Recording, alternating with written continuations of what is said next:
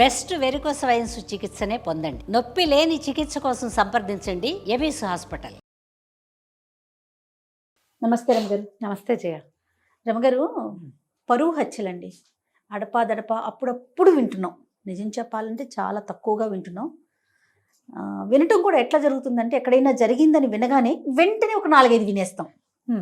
ప్రచారం వల్ల అదే అలాంటి సంఘటనలు ఎందుకో రమ్మగారు. యాక్సిడెంట్స్ కూడా చూడండి, ఒకసారి ఒక బస్సు యాక్సిడెంట్ అయింది అనుకోండి, వెంటనే ఒక 2-3 రోజులు ఎక్కువగా వింటాం. ట్రైన్ అయితే ట్రైన్, అట్లా ఏ చెడుని మనం ప్రచారంగా వింటుంటామో అది ఎక్కువ జరుగుతూ ఉంటాయి ఒక 4-5 రోజులు. అవును కదా. కానీ ఈ మధ్య కాలంలో అయితే నిజం చెప్పాలంటే పరువు హత్యలు చాలా తగ్గిపోయినాయి. కాలం మారిపోయింది, అది సంతోషం.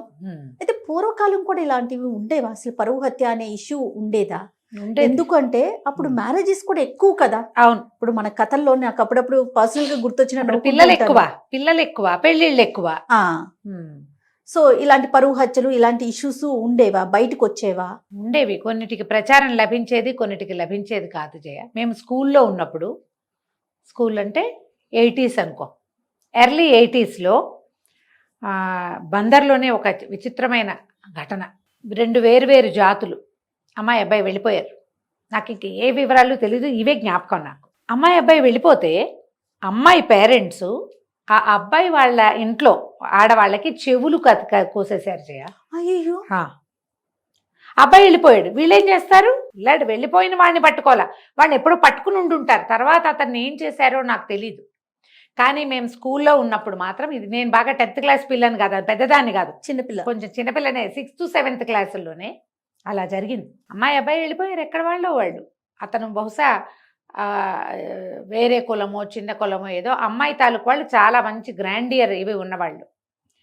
పిల్లల్ని వదిలిపెట్టి ఆ పేరెంట్స్ని, ఆ ఇంట్లో ఆడవాళ్ళ చెవులు కోసేసిన ఘటన అప్పుడు చాలా హడావిడిగా ఉండేది ఊరంతా. తర్వాత ఎప్పుడో చల్లబడిపోయింది. కానీ అట్లా జరిగేవి. ఈ కులాల్లో వేరు కులాల వాళ్ళు పెళ్ళిళ్ళు చేసుకుంటే వీళ్ళలో డబ్బు గల వాళ్ళు ఎవరో వాళ్ళు రెండో వాళ్ళ మీదకి తిరిగేవాళ్ళు. ఇవి ప్రపంచానికి తెలిసేలాగా చెదురుమదురుగా ఎక్కడో ఒక చోట జరిగేదా, నిశ్శబ్దంగా చేసేసేవాళ్ళు. పిల్లల్ని చంపేసేవాళ్ళు, ఆడపిల్లల్ని.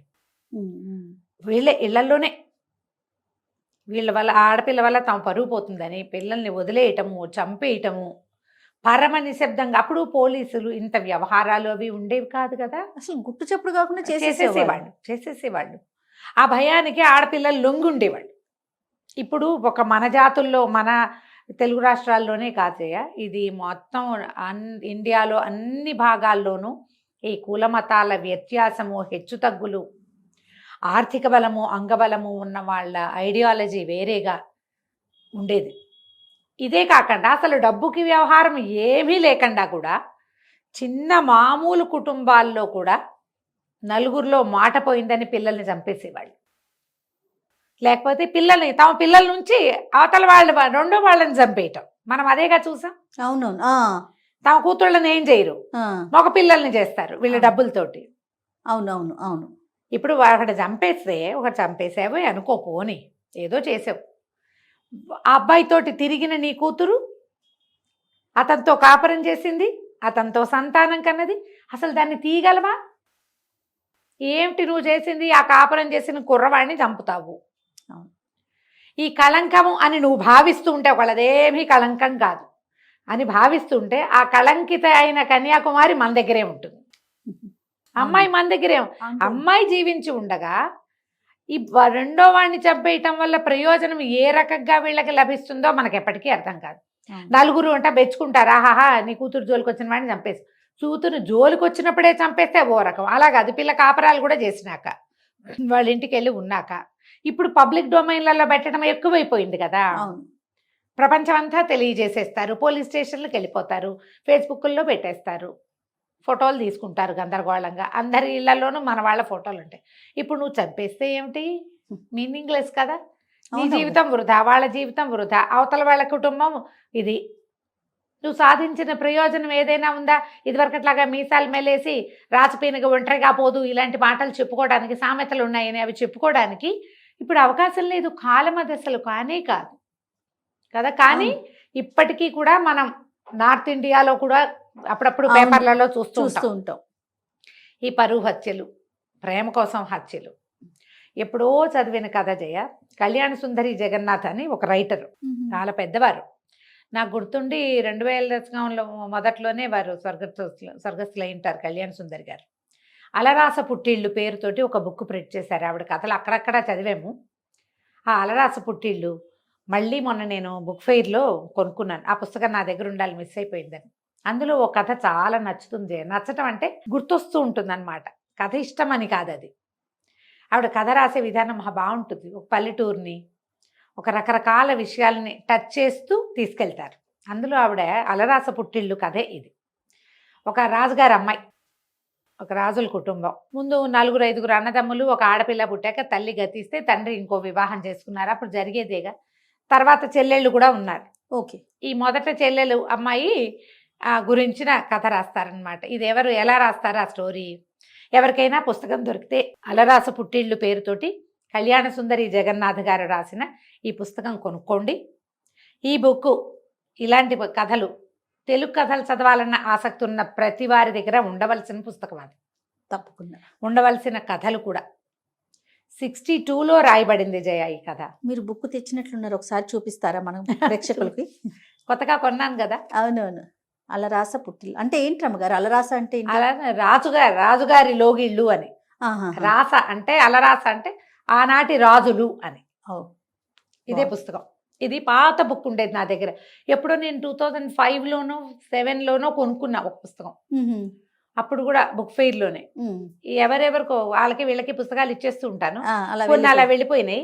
నేను ఎప్పటి నుంచో ఈ పుస్తకం మళ్ళీ కొనుక్కుని పెట్టుకోవాలి అని అనుకుంటున్నా. ఇదొకటి పుల్లంపేట జరీచీర శ్రీపాద సుబ్రహ్మణ్య శాస్త్రి గారిది. అది లాస్ట్ ఇయర్ కొన్నా. దీంతో పాటుగా 12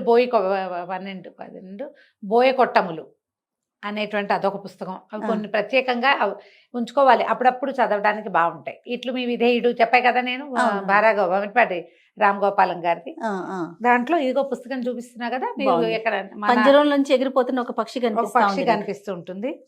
అసలు ఈ ఫోటోనే, ఈ పిక్చరే అంటే చూడు, ఇది ఇలా రాజుగారి ఇంట్లో స్తంభం ప్యాచులు పడింది చూసావా? అదే అదే అదే అంటే స్థితి దిగజారిపోయింది. అదే ఈ పర్టికులర్ కథే. ఈ పరువు హత్యల నేపథ్యం ఎప్పుడైనా మాట్లాడినప్పుడు అది చెప్పాలనుకున్నా, అనుకోకుండా ఈ పుస్తకం చేత్తో పుచ్చుకొచ్చాను. ఇదే సబ్జెక్ట్ వచ్చింది. ఒక ఆయన సుబ్బారాయుడు, ఆయన అంత్యదశ, ఆయనకు ఆరోగ్యం బాగుండలేదు, ఇవాళ రేపో అయిపోయేలాగా ఉన్నారని కబురు వచ్చి కొంతమంది ఆయన తమ్ముళ్ళు చెల్లెళ్ళు, వాళ్ళ ఇంట్లో పెరిగిన చుట్టాల పిల్లలు అందరూ ఒక్కొక్కళ్ళు వస్తూ ఉంటారు.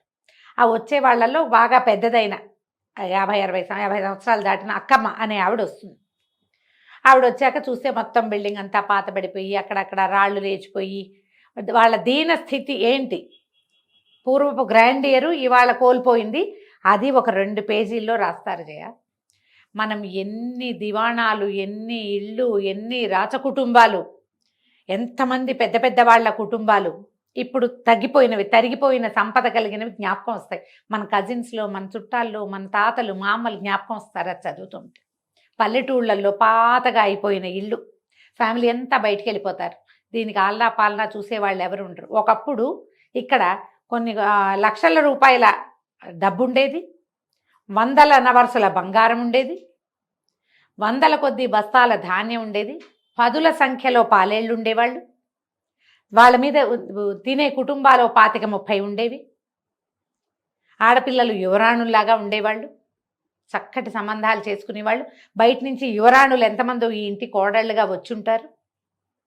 కానీ దిగుబడి ఒక్కసారి కనుక వాళ్ళ పరిస్థితి వెనక్కి వెళ్ళడం మొదలుపెట్టిందంటే చెట్టుకొకళ్ళు పుట్టకొకళ్ళు ఎగిరిపోతారు. ఆశ్రితులంతా వెళ్ళిపోతారు, పొలాలు తరిగిపోతాయి, గొడ్లు తరిగిపోతాయి, ఇళ్ళు పాతబడిపోయి పాడుబడిపోయి అవన్నీ ఎలా వెళ్ళిపోతాయి అనేది కనపడుతుంది మనకి. నాకు అది చదువుతూ ఉంటే ఒక కడుపులో మెలిపెట్టినట్టు ఉంటుంది జయ.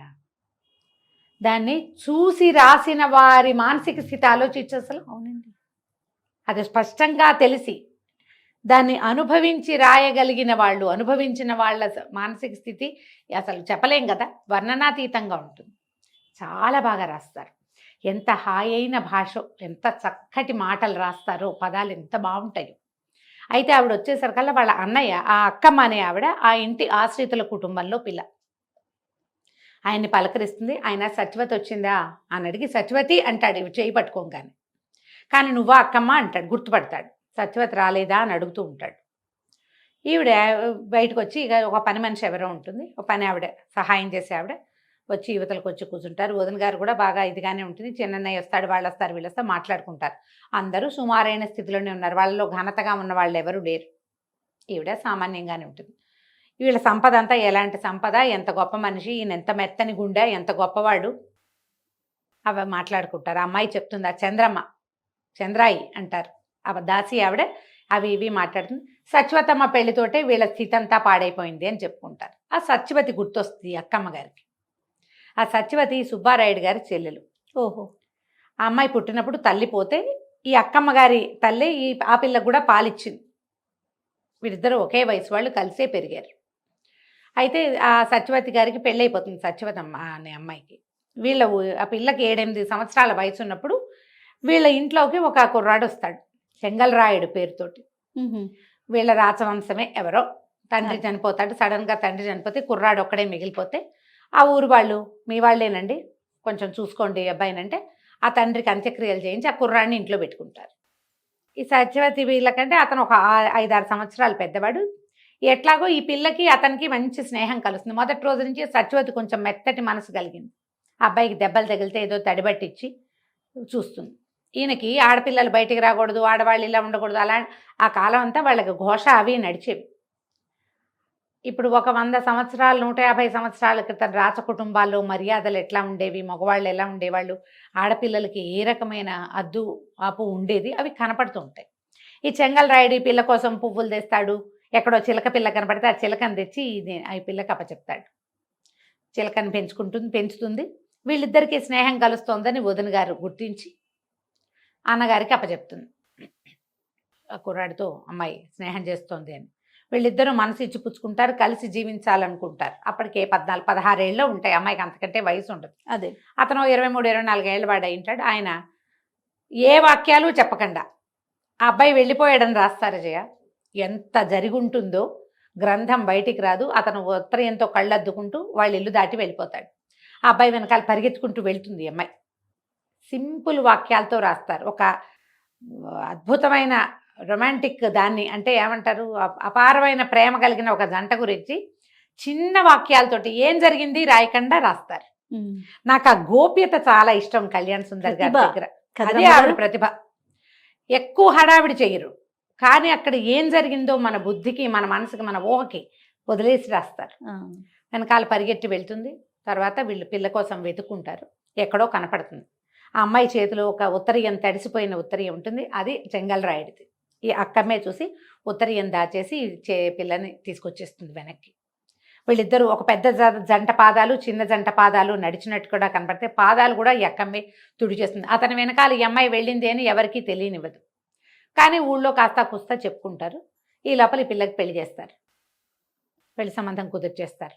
పాపం అతను ఎవరో వాళ్ళ బాబాయ్ని పిలిచి అడిగించాలని కూడా అనుకుంటాడు, పిల్లని అడిగించాలని. మళ్ళీ వీళ్ళు ప్రేమలో ముందుకెళ్ళిపోయినట్టుగా చూపించారు మనకి. మా బాబాయ్ని పిలుస్తాను నిన్ను అడగడానికి అని చెప్తాడు. ఆ బాబాయ్ రాడు, చెంగల్రాయుడే వెళ్ళిపోతాడు. ఈ పిల్ల పెళ్లి చేస్తారు. 2 వారాలు కూడా కాలేదు, ఒకరోజు రాత్రి పరిగెత్తుకుంటూ వచ్చేస్తుంది ఇంటికి. కేకలేస్తాడు అన్నయ్య, దేమిటి అని. ఇంటిల్లి పాది ఆశ్చర్యపోతారు. అందరూ కేకలేస్తారు. పరువు గల ఇల్లు పరువు తీయద్దంటారు. ఆ పిల్లకి అతనితో కాపురం చేయటమే ఇష్టం. ఏమీ చెప్పరు, ఇన్నే వాక్యాలు చెప్తారు. వచ్చేస్తుంది. మారుటి తల్లి 2వ పెళ్లి చేసుకున్నారు కదా తండ్రి, ఆవిడ ఎక్కడా చూడలేదు, ఆడాళ్ళకి ఇష్టాలు ఏమిటి, చచ్చినట్టు పడి ఉండాలి కానీ అంటారు. వదినలు అందరూ విసుక్కుంటారు. ఈ అమ్మాయికి ఒక చిలకని తెచ్చాడుగా, ఆ చిలక మాట్లాడుతూ ఉంటుంది అప్పుడప్పుడు. ఈ అమ్మాయిని చూడంగానే పాట పాడుతుంది చిలక, అలరాసు పుట్టిల్లు అని. తీసుకెళ్ళి దింపుతారు. మళ్ళీ వచ్చేస్తుంది. 2 సార్లు 3 సార్లు వచ్చేస్తుంది. ఒకనాటి రాత్రి వేళ చెల్లెలు వచ్చేస్తుంది. అయితే ఈయన అప్పటికప్పుడు కేకలేసి దింపడానికి తీసుకుపోతాడు. వదినంటుంది, ఇప్పుడు వద్దండి, చీకటి వేళ, రేపు పొద్దున్న దింపుతానంటే, కాదు ఇది వచ్చేసినట్టు వాళ్ళకి తెలియకూడదని చెల్లెల్ని వెంబడి పెట్టుకుని తీసుకెళ్తాడు.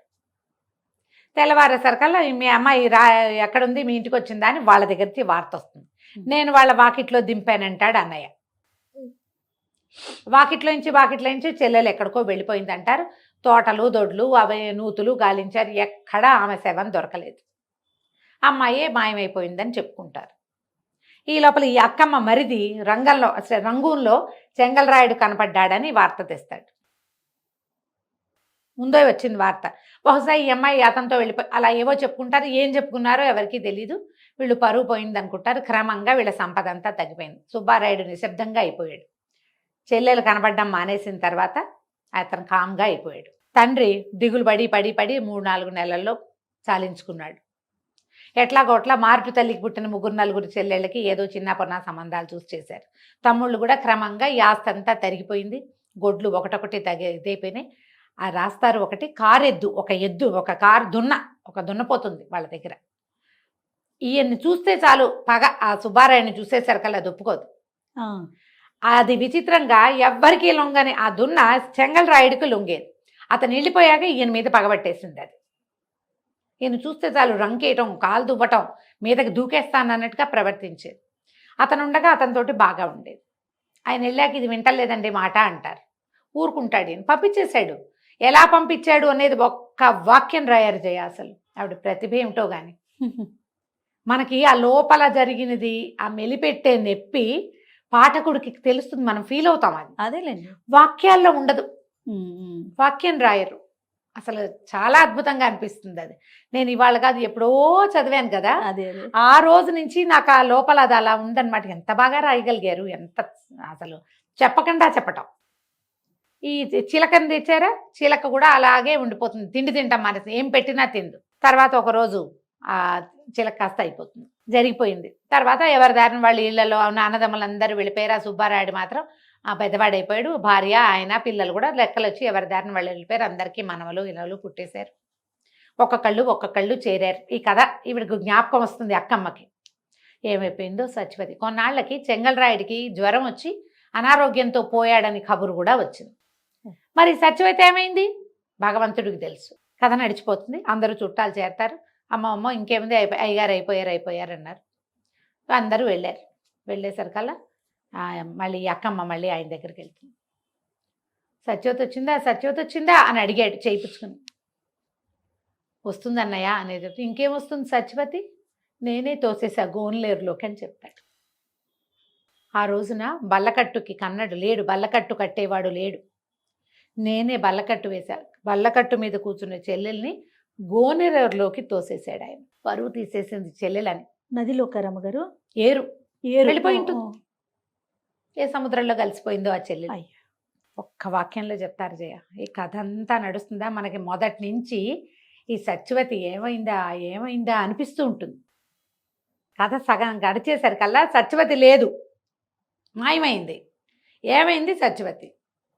ఆయన సత్యవతి అని కలవరిస్తాడు. ఆయనకు తెలుసు ఆ చెల్లెల్ని చంపేసిన దుఃఖం నుంచి బయటపడలేదు ఆయన. పోతున్నాడు.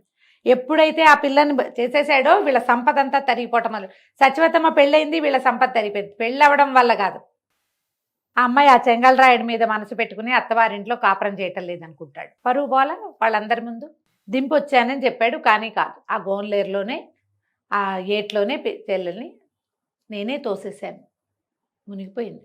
అయిపోతాడు. ఆ వాక్యం చెప్పి ఆయన చనిపోతాడు. దీపం పెడతారు. కథ అయిపోతుంది. ఎప్పుడు రాయబడింది జయ? 62లో. ఇలాంటివి ఎన్ని చెప్పని గాథలు ఉండుంటాయో జయ. గారు ఆడపిల్లలకో మగపిల్లలకో మనసు వెళ్ళిన ప్రతి చోటకి బుద్ధి వెళ్ళదు. సాధారణంగా ఆపుకుంటారు. ఎప్పుడో ఒక పరిస్థితిలో బుద్ధి కూడా వెళ్తుంది. దాన్ని వీళ్ళు ఒప్పుకోరు. అసలు బ్రాహ్మణ కుటుంబాల్లో పిల్లల్ని తలలు చేసేసి తల కేశఖండనం చేయించి శిరోముండనం చేయించి ఇళ్లలో కూర్చోబెట్టడం, చంపేయటం. ఏమిటంటే వీళ్ళు ఇతర జాతులతోటి ఎక్కడా ఇన్వాల్వ్ అవ్వకుండా ఉంచడం. వీరేశలింగం పంతులు గారు ఒకరు మహానుభావుడు. ఆయన వచ్చాక ఈ జుట్టు తీయటం లేదు, పునర్వివాహము, విధవా వివాహాలు ఆయన అసలు వేల కొలది చేశారు. మళ్ళీ చేసుకున్న తర్వాత వాళ్ళ జీవితాలు ఎలా ఉన్నాయో కానీ ఒంటరితనపు, ఈ చాకిరి, ఈ రక్తికి రంగానికి రాని పరిశ్రమ అవి లేకుండా ఉండేవి. కొంతమంది చాలా హాయిగా కూడా గడిపేవాళ్ళు. ఎప్పుడూ ఈ పరువు హత్య అనగానే ఈ కథ గుర్తొస్తూ ఉంటుంది నాకు. తండ్రులే, తల్లులు, అన్నయ్యలు. అవునండి, తల్లి రాక్షసులు కూడా ఉన్నారు జయ ఇందులో. అవునా రమ్మగారు? తల్లులు కూడా చేశారు. ఇలా జరిగేవట. ఎవరికైనా ఆసక్తి ఉండి పుస్తకాలు చదివే ఇంట్రెస్ట్ ఉన్న వాళ్ళు మీ దగ్గర కనుక ఈ అలరాస పుట్టేళ్ళు పుస్తకం లేకపోతే కొనుక్కోండి, ఉంచుకోండి, చదవండి. ఎన్ని కథలు ఉంటాయి రమ్మగారు? మొత్తం ఈ పుస్తకంలో అయితే 21 అన్ని ఉన్నాయి. ఇలాంటివేనా? పరువు హత్యలకు కాదు సంబంధించి కాదు, ఇది ఒక్కటే కథ. రకరకాల రకరకాల కథలు ఉన్నాయి. వాక్యాలు అవి బాగుంటాయి, తప్పకుండా రమ్మగారు చదవాలి. అంటే మామూలుగా మనం చూడు రావిశాస్త్రి గారిది ఒక ప్రత్యేక బాణి, బీనాదేవి గారిది ఒక బాణి, అట్లా ప్రత్యేకమైన బాణిలో శ్రీపాద వారిది ఒకటి, శ్రీరమణ గారిది ఇంకోటి, ముళ్ళపూడి వెంకటరమణ గారిది ఇంకోటి, వంశీ గారిది ఓ రకం కదా, నాయని సుబ్రహ్మణ్యం నాయుడు గారిది ఇంకో రకం, ఎండమూరి గారిది ఓ రకము, మల్లాది గారిది ఇంకో రకము, ఎద్దనపూడి సులోచనారాణి, మాదిరెడ్డి సులోచన గారు, వీళ్ళందరివి ఒక్కొక్కళ్ళది ఒక్కొక్క స్టైల్ కదా. ఈ కళ్యాణ సుందరి జగన్నాథ్ గారిది ఒక డిఫరెంట్ స్టైల్. నేను చెప్పా కదా, 2 వాక్యాల్లో కంప్లీట్ చేసేస్తారు, చెప్తారు. 2 వాక్యాలు అక్కడ చెప్పేది, మిగిలింది నీ బుద్ధికి వదిలిపెడతారు. రమ్మగారు నాకు ఇంకొకటి అనిపిస్తుంది, ఎప్పుడు అడుగుదాం అనుకుంటా మిమ్మల్ని, కథలు చదవటం వల్ల ఈ భాష యొక్క ఇంపాక్ట్, ఆ పదాలు కానీ భాష కానీ మన మీద పడుతుందండి? మరి మంచి మాట్లాడేది మంచి భాష వస్తుంది కదా జయ, ఆటోమేటిక్ గా మన వాడుకలోకి అవి వచ్చేస్తాయి కదా. వస్తుంది. రాయటం మొదలు పెడితే ఈ ఇంకా భాష ఇంకా కొంచెం ఉపయోగపడుతుంది. మంచి భాష చదువుతూ ఉంటే మంచి భాష వస్తుంది. నీకు కేసీఆర్ గారి గురించి చెప్పాలి జయ. ఇలాంటప్పుడు ప్రతిసారి నేను అనుకుంటా, ఈ రాజకీయాలు వారు సీఎంగా ఉన్నారు, ఈ తెలంగాణ సాధించారు, ఇప్పుడు వేరే ఇవన్నీ కాదు. ఆయన ఎట్లా తెలంగాణ భాష, లోకల్ భాష మాట్లాడతారో, అసలు మామూలుగా మాట్లాడితే ఆయన పదాల ఎంపిక కానీ, అసలు అమరిక కానీ ఎంత చక్కటి భాష మాట్లాడతారు. మరి ఎంఏ తెలుగు చదువుకున్న వారి భాషా వైదుష్యం వేరేగా ఉంటుంది కదా. ఎన్ని పుస్తకాలు చదువుంటారు? ఎంఏ చదవాలంటే ఏదో పరీక్ష చదవటం కాదు కదా జయ, చాలా చదవాలి. ముందు బిఏలో కూడా చదివి ఉండాలిగా. అన్ని పుస్తకాలు చదివి అంత భాషను తెలుసుకున్న వారి భాష ఇప్పుడు లోకల్లో అంతా తిరిగే భాష తెలంగాణ లోకల్ లాంగ్వేజ్ ఏమనాలి దాన్ని, ఇక్కడి నుడికారం మాట్లాడినట్టే పుస్తక భాష కూడా ఎంత బాగుంటుందో. ఉర్దూ కూడా మనం వింటే ప్యూర్ ఉర్దూ మాట్లాడతారు, ప్యూర్ హిందీ మాట్లాడతారు. ఆయనకు భాష మీద అంత పట్టు ఉంటుంది, అంత పట్టు. అవునండి. నీకు పదాల ఎంపిక ఎప్పుడు బాగుంటుంది, మంచి పదాలు మాట్లాడతాం, మంచి భాష. మామూలు రోజువారీ భాష, పంచాయతీలు అలాంటి పదాలు వాడుకోవటంతో పాటు చక్కటి భాష కూడా, మంచి వైదుష్యం కలిగి ఆయన తాలూకు ఆయన చదివినది భాషలో కనపడుతుంది. అవునండి, ఎప్పుడు ఉంటుంది. మరి పుస్తకాలు చదివే వాళ్ళ భాష వేరేగా ఉంటుంది. రైట్. నమస్తే రమ్మ గారు. నమస్తే జయ.